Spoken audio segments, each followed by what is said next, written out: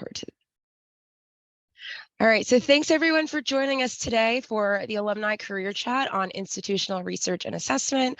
My name is Samantha Bruno. I am the Interim Assistant Director here at Marxe Career Services.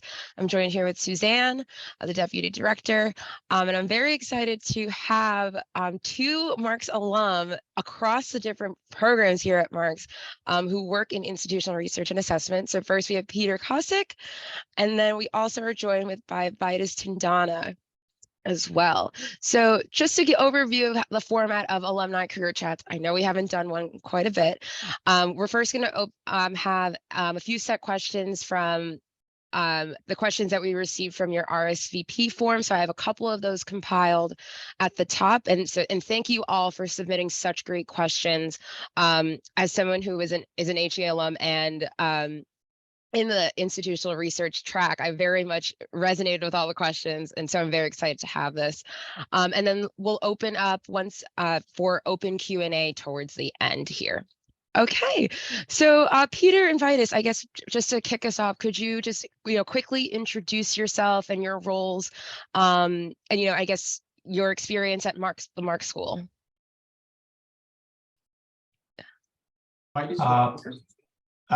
Hi, so my name is Vitus Tindana. Yeah, I was in Marxe School for like 4 years, doing my master's in higher educational administration, and then I concentrated in institutional research and assessment. I had a great time because I started like my undergrad in Baruch, and then I did my master's in Baruch, and so it's quite an experience. So I'm excited to be here. Yeah. Hi, everyone. I'm Piotr Kocik. I'm the Senior Director of Institutional Research and Data Analysis at the Office of Institutional Effectiveness, Research and Assessment. I started at Hostos 12 years ago, exactly a month after I graduated from the School of Public Affairs, as it was called then, in 2010. My tenure at Baruch was I started in 2008 and I graduated in 2010 with an MPA. And I was very lucky in the last semester or 2 semesters. I actually got 2 part-time jobs at CUNY that required some statistics. I was taking all statistics courses, rekindled my love with that after not having had math for a while, and was really, really fortunate. I found a job, I applied, and here I am. Yeah, thank you so much. No, that was great to hear from both of you. So I guess either one can answer this question first. So how did you both find yourself in IR and assessment? Was it something that when you, whether before going to school, that you were like, oh, this is the field I'm interested in, or did you kind of grow or kind of just like land yourself in there? I feel like sometimes in most of us in higher education are like, we don't think of ourselves of landing in higher ed right away. So I guess it's like, so after you realized, I guess that, or how did that process work for you both? So let me start. So for me, during my undergraduate, I took a course called Quantitative Methods, Policy and Practice. And so when I took this course, it was like, it was a course that really I enjoyed, and I learned quite a lot. I learned how to use, like, how can we use numbers to better answer questions anywhere. So so once I took the class, I was kind of thinking like, I like the course, I like quantitative method, I just like research. So I was thinking, where do I take this further? So when I thought about doing my furthering my education in going to do my master's, so I was kind of going through like colleges, looking at like what kind of master's degree will fit into what I've learned during my undergrad. So I came across higher education administration, and I saw that they have institutional research and assessment. I'm like, okay, I would love to do this. I want to see how that would plan out. So I kind of did a lot of informational interview. I spoke to John Cherno at Baruch College Office of Institutional Research. I also spoke to Paul Bakla at Office of Enrollment Management, and they both encouraged me like to do it. It's a good course. I should go for it. And so that's how mine started. And once I got to, I was in higher education. I mean, I was enrolled in 2017. I went to Susan Grossman and we spoke about it. I was like, Susan, this is what I want to do. And Susan kind of also connected me to Peter, and I took it off from there. And so it's been a great start, and I love it. And I'm really happy being in high institutional research and assessment. It's really a good place to start. So I already mentioned a couple of things. So yeah, I started at Hostos at IR in 2010. I must say I didn't know exactly what kind of job I was getting. As I said, in the last year, I really got excited about statistics. I took research methods 1 obviously, and then I took 2. I also took an additional course on e-Paramit at Lehman College that actually had to do with, that was about geographic information systems, which is basically statistics on maps. And then I found out that there's such a thing as institutional research. I had no idea what that was, but somebody, I don't remember who explained it. It's got to do with counting students and doing all sorts of analyses on students. That was enough for me. I saw a job, an opening at the entry level at Hostos. I applied. I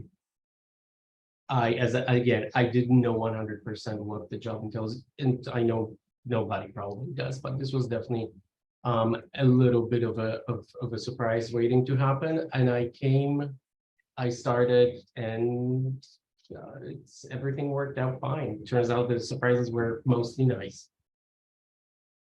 Yeah, that's awesome. Well, one, it's really interesting to hear that you had an interest in GIS. I still feel like even now there's a lot of students that we hear from that are like, oh, I really want to use ArcGIS, as a platform. Like, I'm not too familiar with it, but knowing that a lot of our students and alum are interested in it, that's good to kind of know that we have that sort of background here at Marxe. And Vitus, actually really interesting. I also remember I did an informational interview with someone in IR at an institution I previously used to work at, and both of you can tell me if this is wrong or right. When I had asked them about, what is the most, like, why are you attracted to, institutional research? And the person replied to me, it's like being able to make the decisions on the back end and then telling the people that have to tell those decisions, like, you're the one influencing them. It's like having the power, but without the, like, having all the data behind it, the power as well.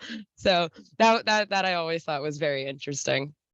Whatnot, but outside of your classes at Baruch, did you have anything else to kind of supplement education or any of like your research and assessment skills? Like, I guess what if or how did that look like for you?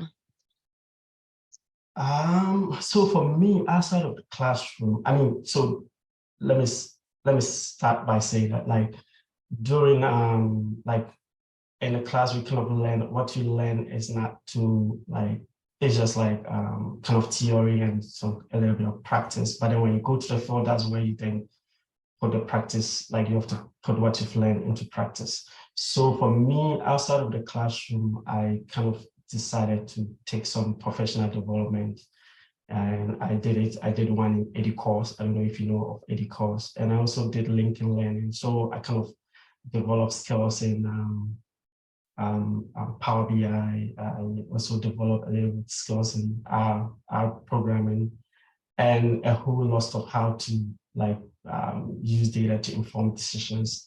And so for me, I kind of use, like, outside the classroom, I just try to develop myself through that. And also on the job training, so once you start a new job, definitely you have to learn from somebody who is there, and Peter will attest to that. So when I come, I have to learn. So for me, it's like a continual learning.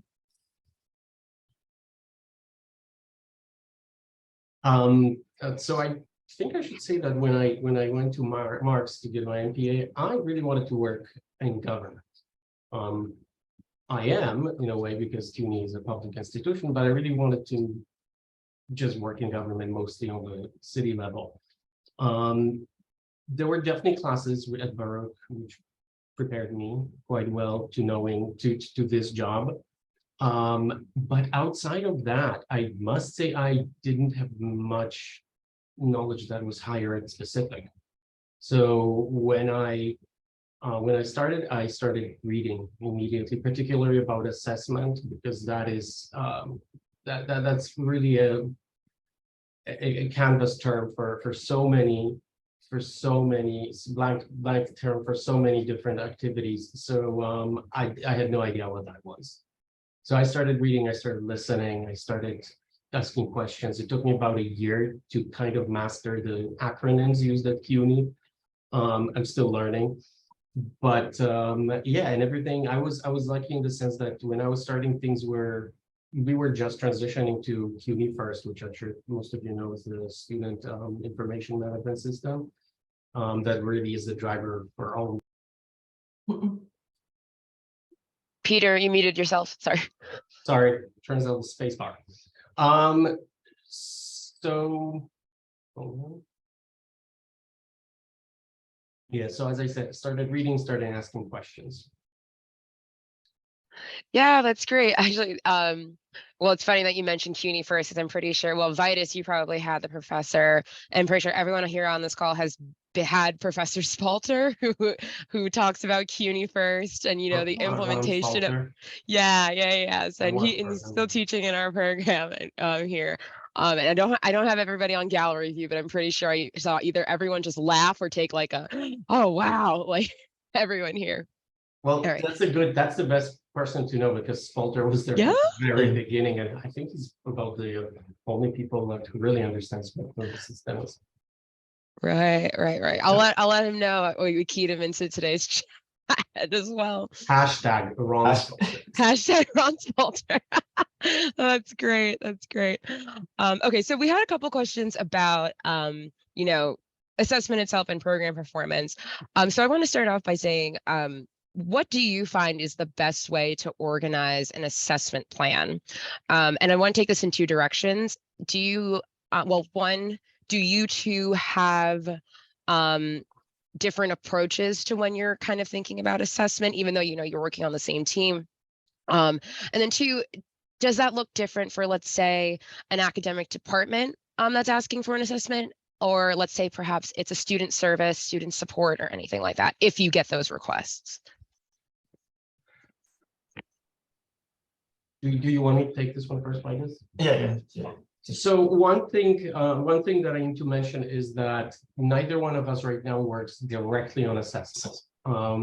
Due to some changes that we've had recently, we have a director of assessment who's a faculty member actually, and they're focusing on academic assessment, working with the faculty. But that said, it happened for a very important reason. Assessment particularly. IR work in general, but assessment is something that's kind of parallel, but not exactly the same. They correlate, they definitely intersect, but it's not exactly the same. So yeah, right now we're not dealing with assessment directly, but we're providing data for all kinds of analyses that are critical for assessment. One word for me here: teamwork. I can't think of other than like some very, very simple project. There's really nothing around assessment that people can do individually and put it together, bind it, print it, we're done. It's teamwork.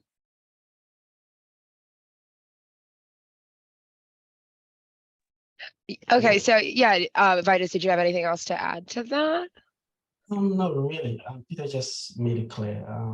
His assessment is kind of broad, and you needed different departments. So as you said, just teamwork.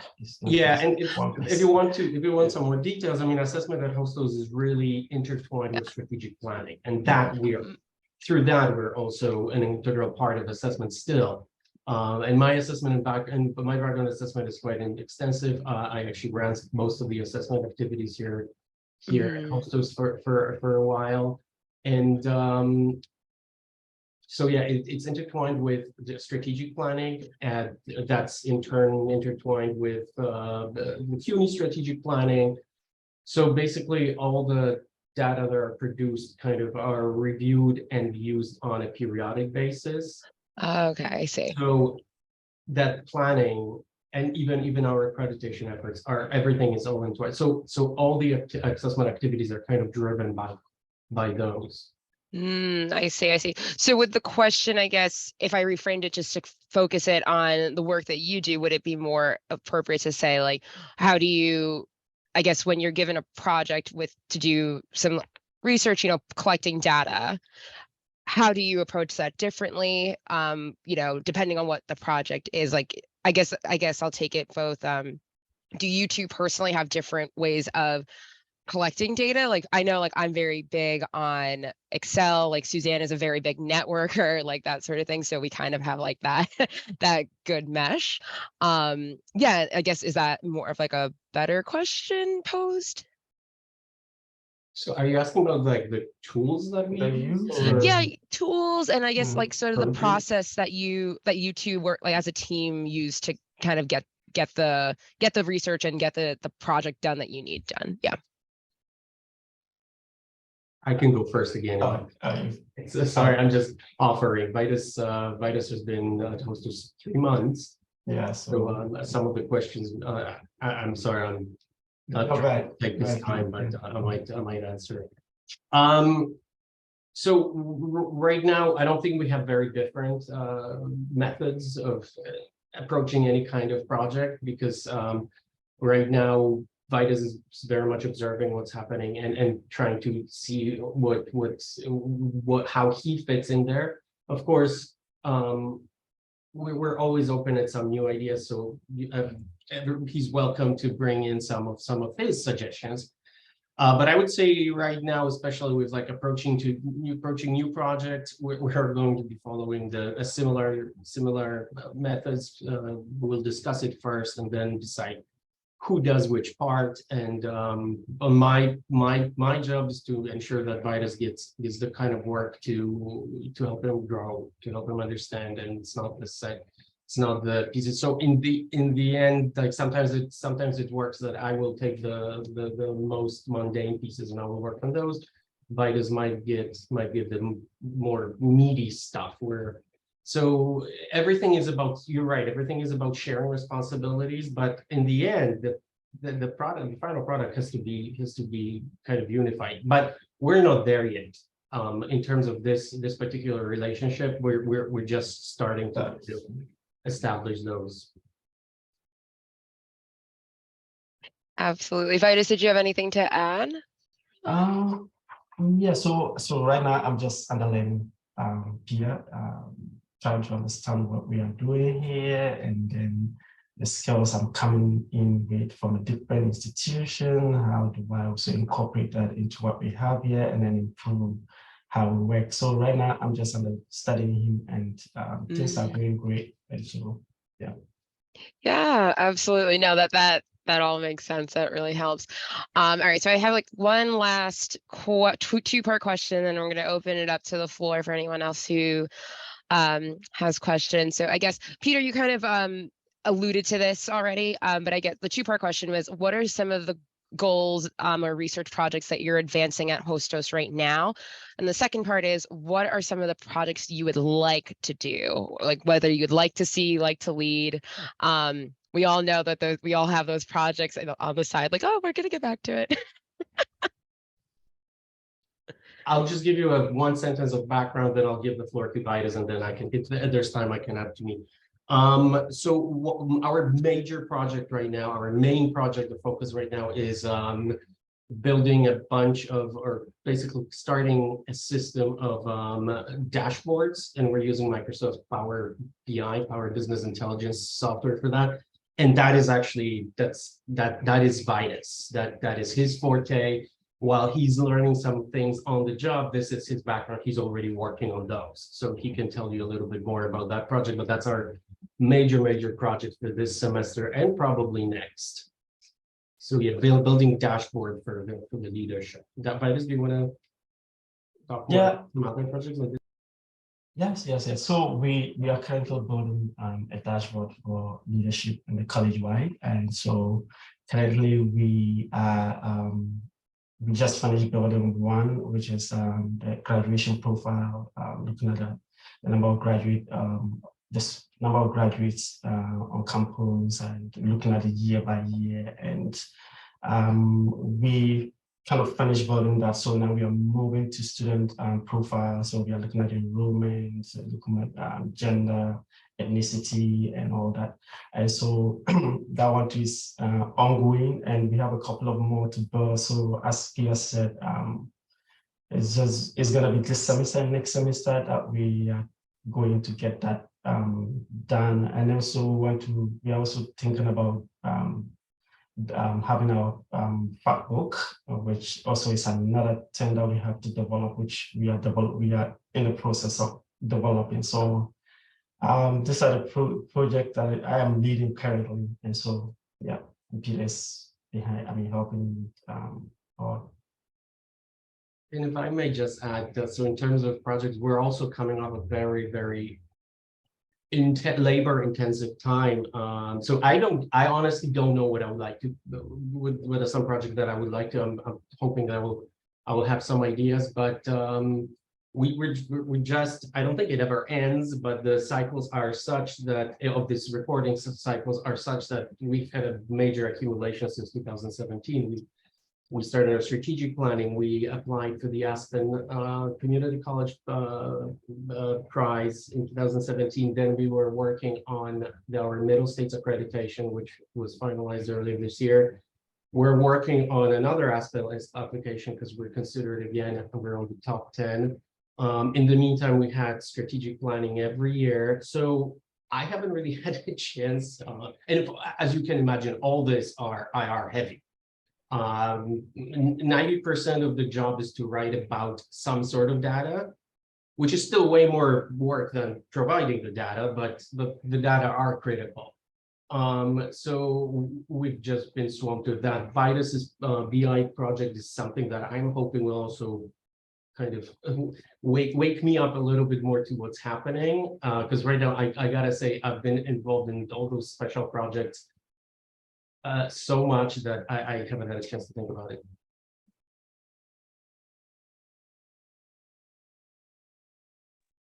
Yeah, I completely hear you with, like having all like it's sort of like, oh, the prioritization of projects, like what is the institution looking for versus like what our office needs to do, what I want to do and all that kind of stuff.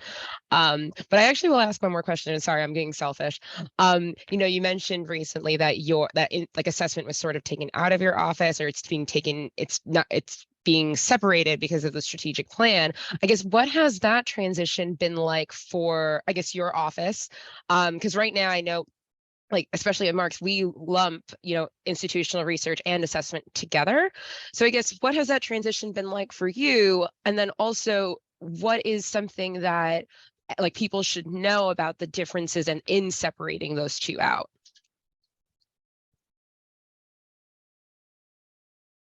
So if you don't mind, Vitus, I'll start at least.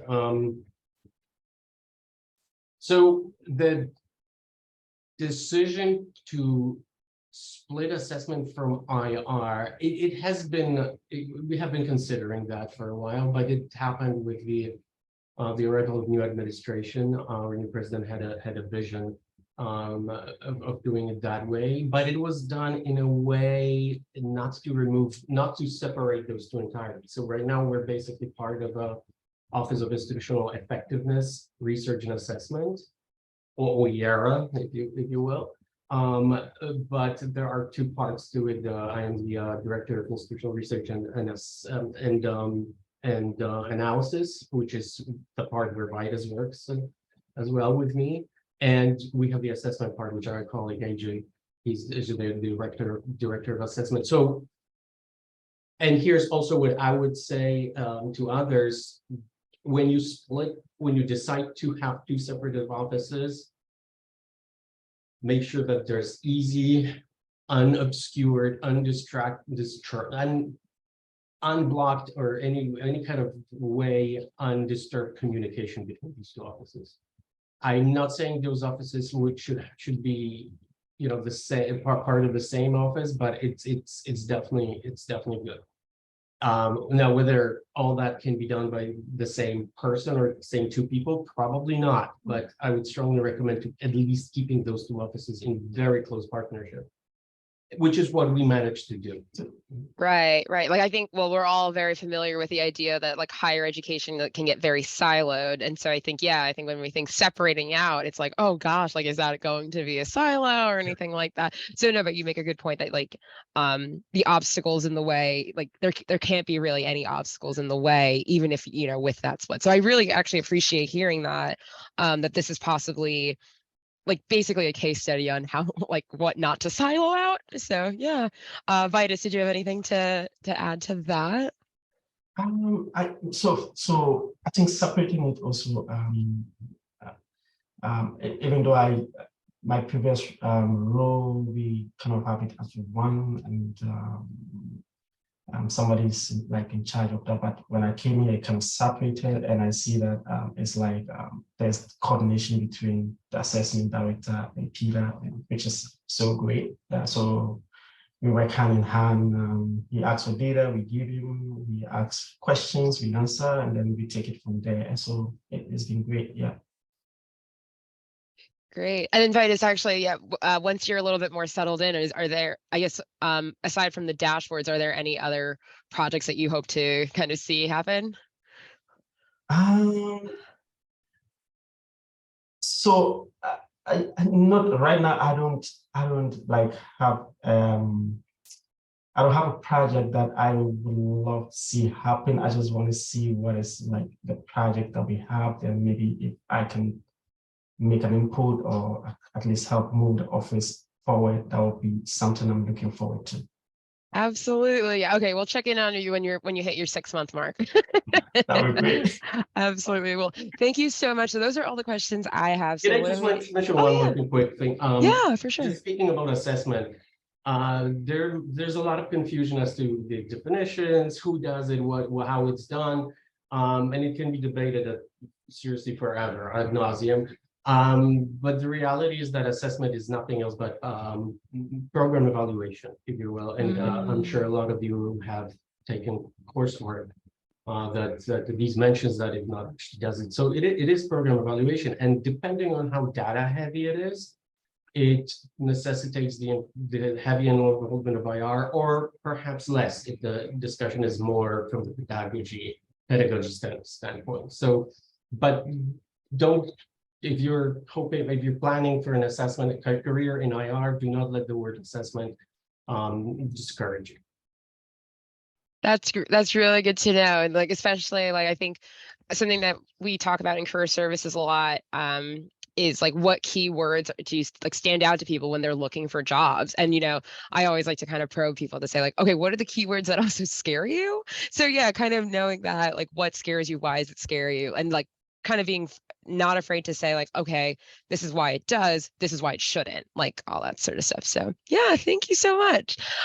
So we're going to turn it over to now the Q&A portion of the Alumni Career Chat. So if anyone, again, this is, you know, small group, feel free to unmute yourself, there are some questions in the chat. I'll give a few seconds if anybody wants to do so. Let me just do this here. Okay, so Jasmine asks, for building dashboards project, does this involve interfacing with IT a lot? Also, when writing about data, does this involve communication or other departments? Oh, sorry, or others? And last question, there's 3 parts. Any other departments that you intersect with more than others in day-to-day work? It looks like there's 3 questions. Really. Yeah, there's 3 questions. Yeah, so one at a time. The first one. Yeah. So yes. The first, let me say that developing this dashboard, we are currently also talking to the IT department and trying to publish that on our website, right? So it's not just developing the dashboard; it's also having IT help us publish it, and also where the data is going to lie, because we don't want to just publish the data where people can, I mean, you can have the aggregate data, but we don't want individual level student IDs or something to be published. So we work with IT in order to be able to house the data in such a way that you only, the interface, you can only just see the aggregate numbers, but not seeing the spreadsheet behind the aggregate numbers. So currently, that's what we do here. And so, yeah. And if I may take the second part and maybe go to the third, writing about data that doesn't involve communication to others. I'm not sure that's exactly the question, so I'm going to try to be quick. Yes, of course, you usually do any kind of analysis for someone, and it requires communication. And the hardest part, I guess, is to establish some kind of relationship and understanding how much guidance or how much the writing part that person needs. Do you need to write a quick paragraph explaining that, bullet points or something? You need to communicate to others and make sure they understand. So there are experts in other fields, and they will definitely understand it if you explain it easily. And then other departments that we intersect. Again, I hope I'm answering these questions. On the student services side, definitely financial aid, Bursar's office, all kinds of advisement offices. On the academic departments, of course, everybody, but English and math, those are obviously the biggest ones. I hope I answered all the part of this question. Yeah, great. Oh, yeah, Jasmine says yes, thank you. Tracy asks, I'm also interested in what departments you have worked with or in your experience would work with doing institutional research and assessment. I can honestly say that one way or another, I've worked with pretty much everybody. But it's always, yeah. Even our custodian staff, we had a survey that it was requested that they have paper survey. So, I mean, I don't remember everybody's names, but one way or another, we have worked pretty much with everybody on campus. That's awesome. Again, well, hashtag Ron Spalter. I think he would Right. also appreciate, because I mean, Right. everyone here has been through that facilities tour that he does for the class and whatnot. So yeah. Anyone else? Any other questions? I'm just gonna hold for. Really, Okay. nobody wants to know what's boring or what's the most frustrating part. I think if you think maybe of a career in IR, those are good questions to ask. Oh yeah. Well, actually, no, it's actually a really good informational interview question. Like what are the parts of your day to day that you enjoy, and what are the ones that are just like very day to day? I'll let Vitus go first because he's got fresh experience.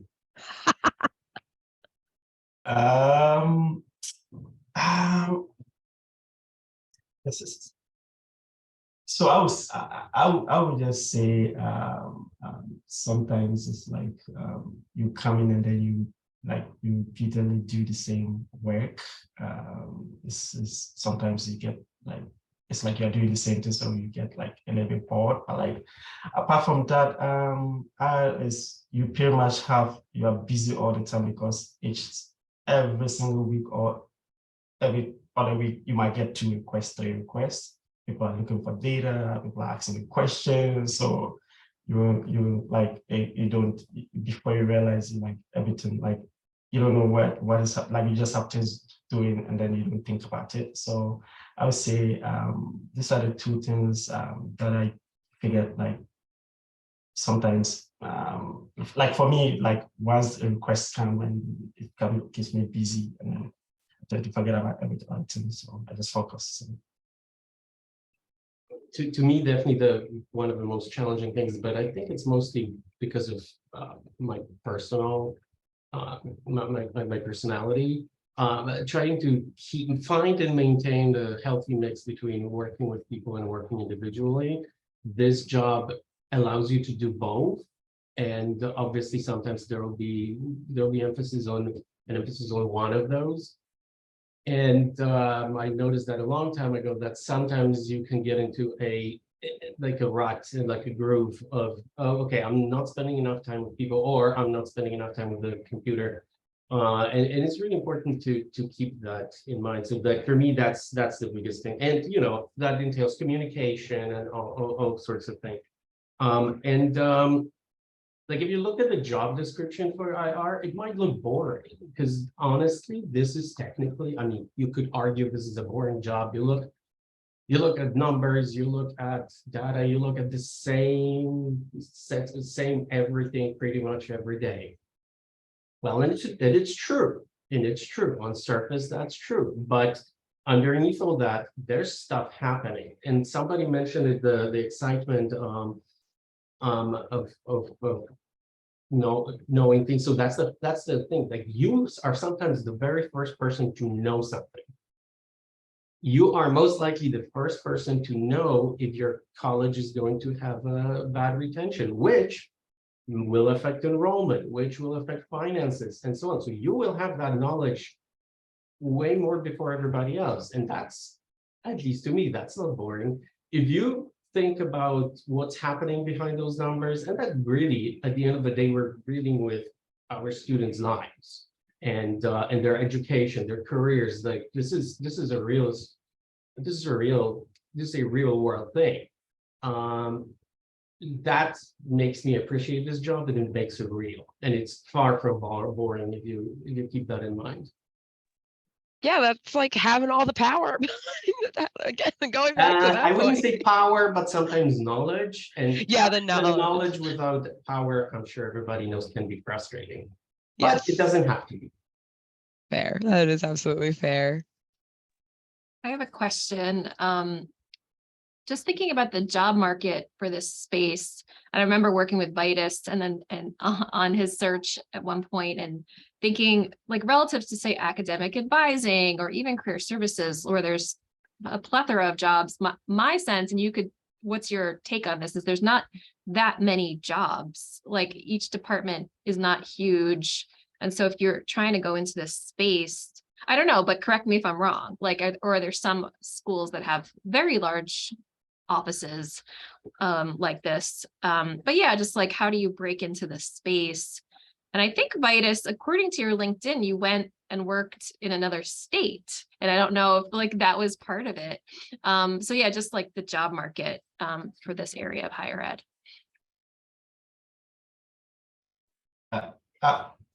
So Susan, you're right. I worked in another state before I came back to New York, and so it's part of the job market, because once you graduate, and then always my advice is that I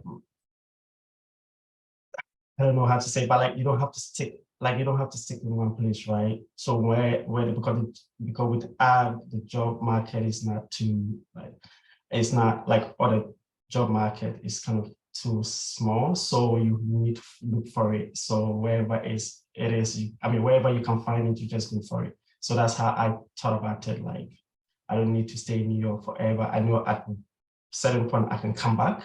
And so I decided that, you know what, let me just take anything I get. Just to build my experience. And then once I build the experience, I can come back to New York or wherever I want to go to. So as you said, right. So sometimes it's just, you just have to take the opportunity wherever it is. And Suzanne, you're absolutely right. I do think that the market is also shrinking. There definitely aren't, in general, there probably have never been as many IR jobs as you would imagine, but probably nor there have been enough candidates. I know as a fact that it's not easy to find qualified candidates. That said, the jobs are going to be more and more scarce because fewer colleges will be able to afford having a department dedicated to data. That's undoubtedly happening already. But there will still be a need for people who have that background. So if you want to be doing IR for the rest of your life, it might just simply not happen that way, because you might be required to do something else, but that's related to IR. And the field itself is changing right now. What's the main thing is to get as much power to the users and so that the data people are not the key holders, the gate holders. But that requires some more education, not only about the technical skills, but also about data integrity, ethics. This should also become, and probably will become, part of our jobs. So while training others, we'll be training the faculty more and more about how to do data. They might not know that. So yeah, the job is evolving, as is the job market. Are there any like professional associations or conferences that you two recommend, for being in this field? Yes, so there's Association for Institutional Research, AIR, or AIR. Oh, yeah. That's the biggest national one, and then they have their Northeast. I don't know if it's a subsidiary or if it's a branch, but there's an NEAIR. So those are the two big ones that I'm aware of, that I try to follow. But I'm sure there are more. Great. No, I mean, even just, knowing two, I mean, that's already a whole bunch, that, at least for a growing Right. field, like, to have one or two, like that's wonderful. Okay. Does anyone else have any other questions to ask? Okay. Peter or Vitus, are there any other last parting words that you'd like to give to our group here? Whether it's about getting into the field or perhaps how do you beat the boring, the boring parts of the job or anything like that? So my advice is that, and Susan attested that, you have to start early. If you want something, you have to go for it, right? And so you need to go to career development center, talk to career advisor, and Susan, as I said, Susan attested that I was always at her office, and we always talk about ways to go. And then so my experience is that if you get an internship in, like, if you want to be, and then you just get an internship there, develop a little bit of skills, and then you can take it. And then you can take that skills to then apply for jobs, and that you'll be more marketable than just having the degree and then with that experience and add. And I can just say exactly the same thing as Vitus. He covered it all, and I'm not sure how that's done, but if somebody has any additional questions, feel free through Suzanne and Samantha to reach out to me. I will. Maybe not very quickly, but I will respond. Absolutely. Well, thank you both for joining us. We're very, very grateful to have you both on this career chat today. I'm sure we have a bunch of people who had emailed me separately saying, like, I want to kind of find out more information. So they'll watch this and then you'll probably hear from them quite soon. So everyone, thank you so much for joining us. Please help me in thanking our two lovely speakers. And everyone, please have a great rest of your week. And well, if today's your Friday, even though it's Thursday, enjoy. Have a great day. Thank you for having us. Thank you so much. Thank you.